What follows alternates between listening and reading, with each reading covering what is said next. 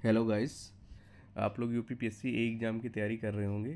उसी एग्ज़ाम में जीएस का भी पोर्शन है, उसमें पॉलिटी से रिलेटेड कुछ इम्पोर्टेंट टॉपिक है, उसी का डिस्कस करेंगे हम लोग आज।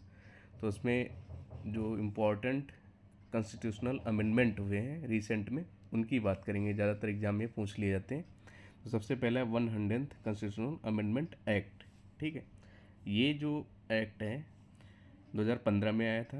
और ये भारत और बांग्लादेश के बीच में बाउंड्रीज, कुछ बाउंड्रीज भारत की बांग्लादेश में और कुछ बांग्लादेश की भारत में चले, उससे रिलेटेड है ये एक्ट। ठीक है, तो ये कौन सा एक्ट है? 100th act. ठीक, उसके बाद है हमारा 101 कॉन्स्टिट्यूशनल अमेंडमेंट एक्ट 2016। ये जीएसटी बिल से related, good and service tax जो था उससे रिलेटेड है। ठीक है, नेक्स्ट है हमारा 102 कॉन्स्टिट्यूशनल अमेंडमेंट एक्ट। ये आया था 2018 में। ये है नेशनल बैकवर्ड कमीशन से रिलेटेड। ठीक है, इसमें क्या हुआ था, इसमें राष्ट्रीय पिछड़ा वर्ग आयोग को संवैधानिक दर्जा प्राप्त हो गया। ठीक है, नेक्स्ट है हमारा 103 कॉन्स्टिट्यूशनल अमेंडमेंट एक्ट। ये 2019 में आया था। ये बहुत ही फेमस हुआ था। इसमें क्या हुआ था कि जो जनरल कैटेगरी के लोग जो इकोनॉमिकली वीकर सेक्शन में आते हैं, उनको ईडब्ल्यूएस जिसको बोलते हैं, उनको 10% रिजर्वेशन दिया गया था। ठीक है, मतलब जो जनरल कैटेगरी वाले हैं सिर्फ उन्हीं के लिए था। जो जनरल कैटेगरी में है उनको ईडब्ल्यूएस कैटेगरी में रखा जाए, उनको 10% रिजर्वेशन दिया। जो गवर्नमेंट जॉब्स आती हैं उसमें 10% सीटें जो रहेंगी उनके लिए रिजर्व रहेंगी। नेक्स्ट है हमारा 104th कॉन्स्टिट्यूशनल अमेंडमेंट एक्ट। ठीक है, ये 2020 में आया था। इसमें क्या है कि जो लोकसभा और राज्य विधानसभाओं में एससी और एसटी के लिए कुछ सीटें रिजर्व होती हैं, तो उसकी एक टाइम लिमिट थी कि इतने दिन तक, वो थी 2020 तक। ठीक है, तो वो 10 साल और बढ़ा के 2030 कर दी गई। जैसे इसमें लिख रखा है कि 70 से 80 कर दी गई, 70 साल से बढ़ाकर 80 साल कर दी गई।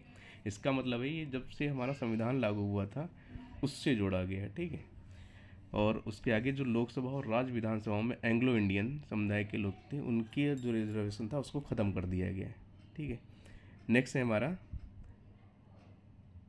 105 कॉन्स्टिट्यूशनल अमेंडमेंट एक्ट। ये आया है 2021 में। इसमें क्या हुआ कि सामाजिक और शैक्षिक रूप से पिछड़े वर्गों की सूची तैयार करने के लिए राज्य सरकारों की शक्ति बहाल कर दी गई।